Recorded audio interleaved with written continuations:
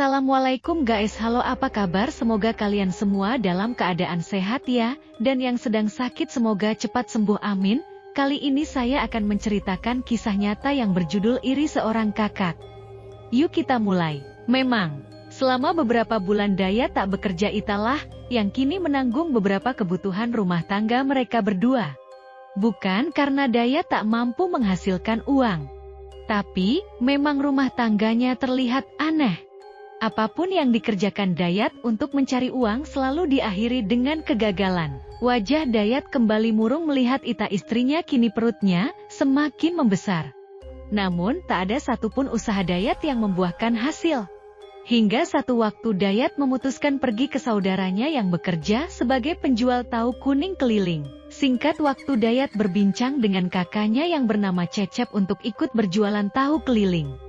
Melihat adiknya yang selama ini selalu memiliki pekerjaan yang bagus, Cecep selaku kakaknya pada awalnya tak percaya dengan keinginan Dayat. Namun, Dayat kembali meyakinkan kakaknya itu untuk membawanya bekerja sebagai penjual tahu keliling. Dayat lalu berkata puluhan lamaran sudah dikirimkan dan Dayat juga mengatakan semua teman sudah Dayat temui untuk meminta pekerjaan. Tapi, entah kenapa kali ini sangat sulit didapatkan. Pernah suatu ketika Dayat sempat berpikir tak bersyukur. Dayat sempat berpikir mengapa Allah memberikan hal seperti ini, bukankah pernikahan akan membawa pintu rezeki selebar-lebarnya, pikir Dayat kala itu. Melihat Dayat yang tengah dilanda kebingungan, Cecep lalu menerima keinginan Dayat untuk membawanya berjualan tahu keliling. Subuh hari Dayat sudah bersiap-siap untuk datang ke pabrik tahu di mana kakaknya bekerja. Hari itu, Dayat bersemangat mengikuti jejak kakaknya menjadi penjual tahu keliling. Dengan semangat Dayat lalu berkeliling menjajakan dagangannya ke warung-warung dan rumah-rumah. Namun, saat waktu sudah menunjukkan siang hari, baru 3 bungkus tahu yang Dayat jual kala itu. Melihat tahunya masih banyak, lalu Dayat pergi ke sebuah kampung dan memutuskan untuk singgah di sebuah warung dekat dengan sebuah lapang voli. Lalu, motor Dayat diparkirkan di samping lapang itu. Namun, baru saja beberapa langkah Dayat menuju ke sebuah warung, tiba-tiba saja motor yang membawa tong tahu itu terjatuh. Tahu lalu berjatuhan ke tanah berserakan. Melihat hal itu, hati Dayat terasa sedih. Belum pula mendapat untung, malah buntung yang Dayat dapatkan. Tak ada satupun tahu yang dapat diselamatkan olehnya. Kini Dayat hanya terdiam, tangannya hanya dapat mengambil tahu-tahu yang berserakan di tanah. Sedikit air mata tiba-tiba keluar dari matanya sembari melihat tanah di depannya. Tak hanya sampai di situ, terdengar pula oleh Dayat suara tawa dari beberapa orang.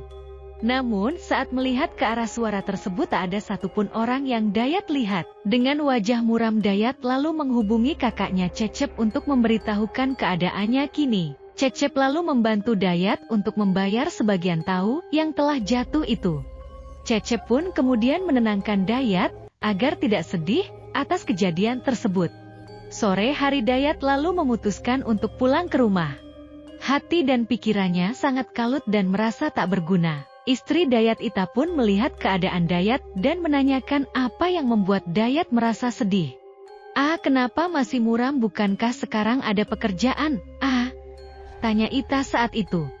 Dayat hanya diam mematung, tak tahu harus berkata apa. Ita yang sadar akan sikap suaminya itu lalu tak melanjutkan pertanyaannya kembali. Sejatinya Dayat adalah orang baik, dia cukup memahami perihal benar dan salah menurut agama, sholatnya pun cukup rajin. Namun terkadang Dayat masih belum memahami arti dari sebuah perjalanan hidup. Lamunan Dayat lalu teringat akan masa-masa kecil saat sekolahnya dulu. Memang secara ekonomi Dayat terlahir dari keluarga sederhana. Dayat lalu berpikir bahwa memanglah dari dulu kehidupannya tidak selalu disertai dengan kelancaran. Sewaktu SMA, Dayat adalah salah satu murid yang terbilang aktif dan cerdas, namun ijazahnya tidak dapat diambil karena faktor biaya. Tak sampai di situ, kuliahnya pun tak dapat dilanjut karena ijazah SMA-nya yang masih terdapat di sekolahnya. Hingga akhirnya lamunan Dayat terbuyarkan oleh lantunan azan maghrib. Beberapa hari sudah Dayat menjalani pekerjaan barunya itu, berbekal semangatnya untuk dapat memenuhi kebutuhan keluarganya. Dayat dengan sepeda motor Revonya lalu melaju membawa tahu untuk dijual seperti biasa. Namun, tetap saja tak ada hasil yang signifikan yang didapatkan oleh Dayat.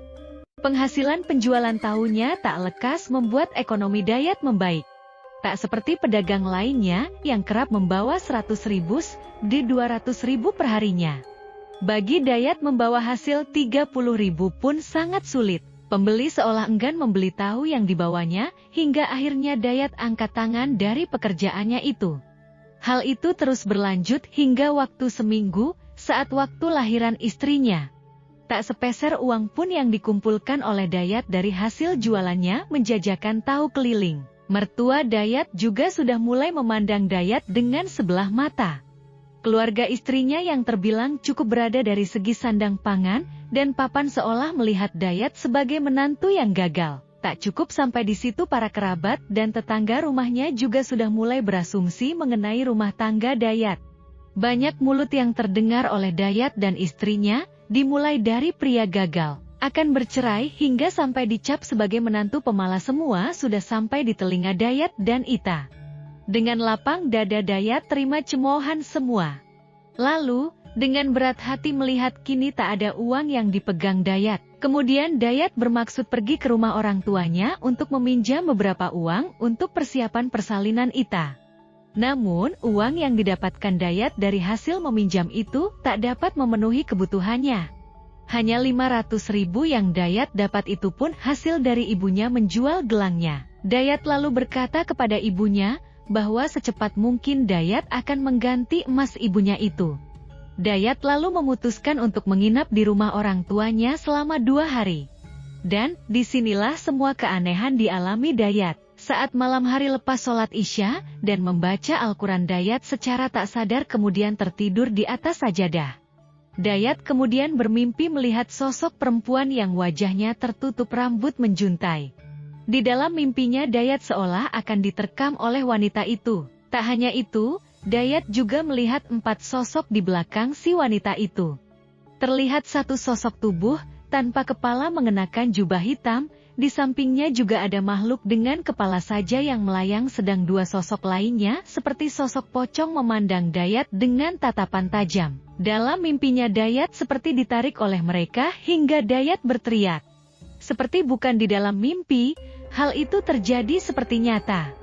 Hingga, suara ibu Dayat membangunkan Dayat saat itu. Ibunya lalu berteriak memanggil Dayat, lalu Dayat mulai tersadar, dan melihat ibunya telah di sampingnya dengan wajah khawatir. Ibunya lalu bertanya akan apa yang terjadi. Lalu, Dayat menjelaskan mengenai mimpi yang sudah dialaminya itu. Ibunya lalu berkata, bahwa teriakan Dayat sangat keras, hingga ibunya yang tengah membaca tawasul beranjak bangkit mendengar Dayat yang tiba-tiba berteriak hebat. Ibu Dayat akhirnya menyuruh Dayat untuk tidur saja di kamar. Dayat lalu menuju kamar miliknya, saat bujangan tubuhnya lalu Dayat sandarkan ke ranjang. Dayat masih merasa mimpinya itu sangat tidak wajar. Dayat bukanlah orang yang penakut akan hantu dan makhluk gaib. Namun, mimpi itu seolah mendobrak keberanian Dayat di dunia nyata akan makhluk gaib dan membuatnya seolah tak percaya dengan apa yang dialaminya. Seminggu sudah Dayat pergi ke sana kemari mencari uang untuk persalinan Ita. Tetapi, hasilnya sangat nihil bagi Dayat. Hingga akhirnya telepon Dayat berdering. Terlihat Ati, adik Ita kembaran istrinya itu, memanggil dan memberitahukan Dayat bahwasanya istrinya sudah berada di bidan untuk proses persalinan. Sungguh terpukul hati Dayat mengetahui hal itu. Bukan karena tak senang, tapi Dayat hanya membawa uang sebesar 500.000 di saku celananya. Saat itu bulan Ramadan tahun 2015, Dayat lalu bergegas pergi ke bidan, di mana istrinya berada. Hatinya dipenuhi rasa kesedihan yang dalam kala itu. Singkat waktu Dayat telah sampai di klinik bidan itu. Terlihat para kerabat istrinya memandangi Dayat dengan sinis, lalu Dayat pergi ke dalam untuk melihat istrinya yang tengah menahan sakit. Dan, yang paling membuat sedih adalah istrinya sama sekali tak menghiraukan rasa sakit itu dan malah bertanya, apakah kini Dayat membawa uang persalinan atau tidak. Bercucurlah air mata Dayat mendengar Ita bertanya hal itu. Haru, untuk menjaga perasaan istrinya lalu Dayat berbohong bahwa hal itu tak perlu istrinya hiraukan. Dayat lalu menjawab bahwa semuanya sudah disiapkan oleh Dayat. Dayat lalu meminta izin kepada istrinya untuk pergi melaksanakan sholat maghrib. Menuju masjid lalu Dayat berjalan dengan sedikit lunglai tak tahu apa yang harus dilakukannya kini. Dayat tahu mertua dan keluarga istrinya tak mau membantunya untuk memberi sedikit bantuan kepada Dayat walaupun secara ekonomi mereka sebenarnya sanggup untuk membantu Dayat. Sungguh bulan Ramadan yang sangat berat yang pernah Dayat alami selama hidupnya ini. Walaupun maghrib telah berkumandang tak ada satupun pihak keluarga istrinya yang mengajak berbuka puasa kala itu. Tak hanya itu saja uang 500.000 yang dipegang Dayat juga tak berani Dayat belikan sesuap nasi untuk berbuka puasa. Yang membuat perasaan sedih bercampur dengan rasa lapar dan lemas. Tapi kasih sayang Allah tak melihat siapapun. Tiba-tiba kakak kedua Dayat yang bernama Eulis datang bersama suaminya dan memberikan Dayat uang sebesar 1 juta rupiah. Sungguh hal yang tak disangka oleh Dayat. Akhirnya Dayat dapat membayar uang persalinan sebesar 1.200.000 tahun 2015 silam. Air mata Dayat jatuh dan berterima kasih kepada kakak perempuannya itu. Singkat waktu hingga lebaran tiba ekonomi Dayat tak kunjung mereda. Masih dalam keadaan yang sama. Hingga akhirnya Ita yang selama ini bertahan bersama Dayat mulai terpengaruh oleh lingkungan keluarganya yang kurang menyukai Dayat. Secara tidak langsung Ita mulai tidak menuruti Dayat, wajahnya berubah masam saat melihat Dayat suaminya. Hingga akhirnya tahun 2015 Dayat bisa dikatakan telah berpisah ranjang dengan Ita. Tak ada senyum lagi yang terlihat di wajah Dayat, tiap langkahnya selalu dihantui tawa entah dari siapa. Tak sampai di sana, setiap hari Dayat selalu bermimpi dengan sosok-sosok yang menyeramkan yang selalu ingin membawanya pergi entah kemana. Berbulan-bulan Dayat selalu diteror oleh mimpi-mimpinya yang buruk. Tidurnya tak pernah disertai dengan kenyenyakan dan kenyamanan. Sekitar matanya berubah hitam tanda kurangnya istirahat, wajahnya berubah pucat dan berat badannya berangsur turun. Semua diterima Dayat seorang diri yang kini sendirian menahan semua hal itu tanpa istri di sampingnya. Dayat dan Ita kini telah berpisah ranjang. Ita yang lebih memilih tinggal bersama orang tuanya sangat enggan menerima Dayat untuk tinggal kembali di sana.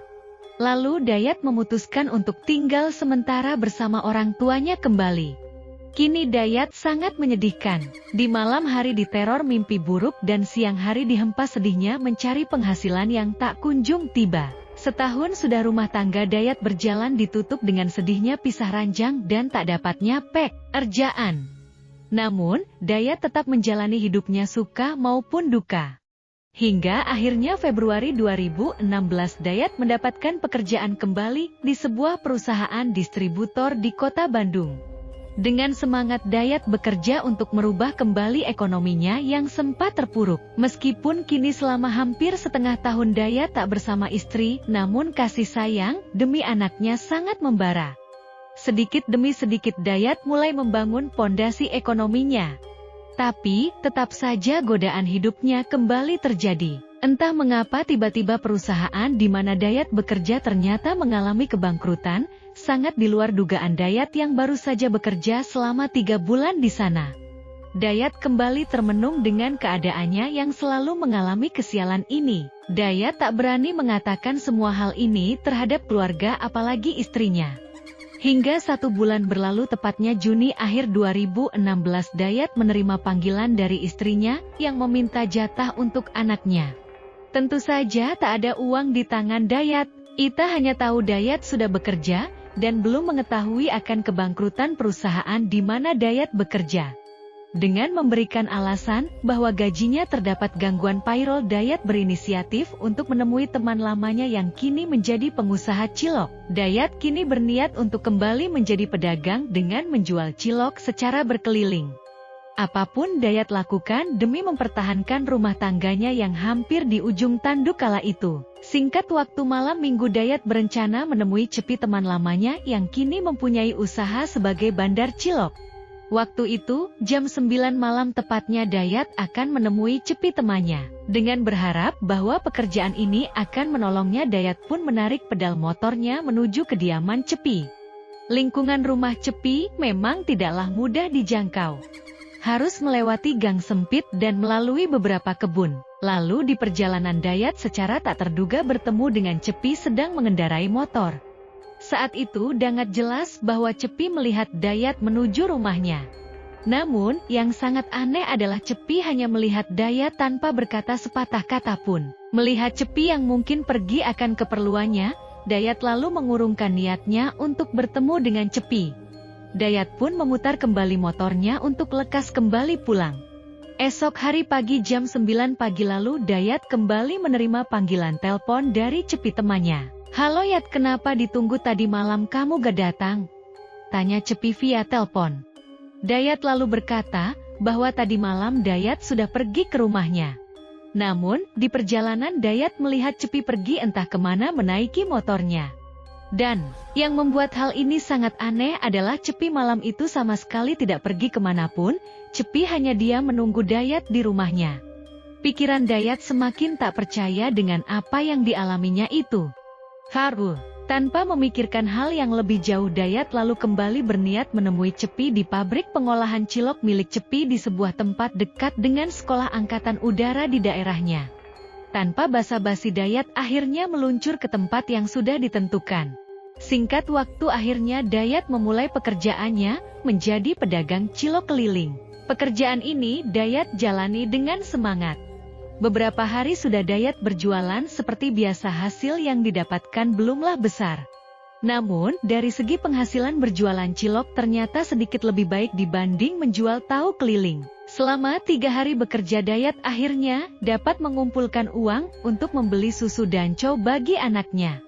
Lalu, sore harinya selesai berjualan Dayat pun memutuskan untuk bertemu dengan istrinya sekedar menengok anaknya yang bernama Abil. Seperti yang sudah diduga oleh Dayat, tak ada sambutan dari siapapun di rumah mertuanya itu. Ita pun sebagai istri seperti cuek atas kedatangan suaminya itu. Lalu dengan sedikit masam Ita bertanya mengenai kebutuhan anaknya itu. Dayat lalu berkata jujur bahwasanya Dayat sudah tak lagi bekerja di perusahaan sebelumnya akibat kebangkrutan. Namun, Dayat berkata kini dirinya sedang berjualan cilok keliling. Wajah Ita seperti tak puas mendengar hal ini. Dayat yang mengerti akan perasaan istrinya tak terlalu memperpanjang pembicaraannya dan lalu memberikan bungkusan yang berisi susu dan 2 liter beras. "Maaf, untuk uang sekarang belum punya, semua sudah belanjakan susu dan beras yang," ucap Dayat. Tak ada jawaban apapun dari mulut istrinya itu. Dayat pun lalu mencium Abil anaknya dan berniat pulang kembali ke rumah orang tuanya. Waktu itu Dayat pulang sekitar pukul 8 malam, hal aneh lalu terjadi kembali dirasakan oleh Dayat saat melewati sebuah jalan menanjak. Tiba-tiba motornya tak bisa berjalan dan kemudian mati. Tak ada bengkel sama sekali karena kanan dan kiri jalan hanya kebun luas. Dengan sekuat tenaga lalu Dayat mendorong motornya sekuat tenaga melewati tanjakan itu. Hingga baru setengah jalan melewati tanjakan itu, Dayat pun terlihat mulai kelelahan. Dayat lalu mengistirahatkan tubuhnya bersandar di sebuah pintu kios yang sudah tutup. Lalu, secara tiba-tiba terdengar kembali suara tertawa seseorang. Siapa yang tertawa itu? Pikir Dayat sambil melihat sekelilingnya. Lalu tiba-tiba Dayat sangat kaget melihat sosok berbaju putih di seberang jalan di mana Dayat bersandar. Sangat jelas dilihatnya berdiri mematung. Dayat yang notabene percaya akan kisah para sahabat Nabi yang memukul jin lalu mengambil sebuah batu lalu melemparnya ke arah sosok itu. Hingga akhirnya sosok itu lenyap secara cepat. Dayat mulai menyadari kehidupannya kini terasa sangat janggal. Pandangannya kosong malam itu hingga pandangannya teralihkan oleh sepuntung rokok yang masih bagus. Dayat lalu mengambil puntung rokok itu untuk dibakar. Sungguh untuk membeli sebatang rokok pun Dayat seperti tidak mampu. Beberapa waktu lalu Dayat mencoba kembali menyalakan motornya dan alhamdulillah motornya kembali hidup. Lalu tanpa berlama-lama Dayat bergegas pulang ke rumah ibunya kembali. Setibanya di rumah Dayat tak langsung tidur. Dayat seperti tak ingin menutup matanya karena mimpi-mimpi buruk selalu hadir menyertainya. Hingga malam itu Bapak Dayat datang menemui Dayat dan berkata bahwa tadi siang Bapak pergi ke daerah Ciseuti untuk menemui saudaranya yang seorang pensiunan kopral. Haru, secara spontan Kang Kopral berkata jika dia ingin bertemu dengan Dayat. Keesokan harinya saat sore selesai berdagang Dayat dan bapaknya akhirnya pergi ke sana. Setibanya di sana Dayat melihat suasana rumahnya yang cukup asri. Rumahnya cukup besar, namun terlihat memiliki banyak misteri. Namun pandangan Dayat teralihkan oleh sosok nenek tua yang melihatnya dari balik sebuah jendela milik Pak Kopral itu. Oh, mungkin itu istrinya, ucapku.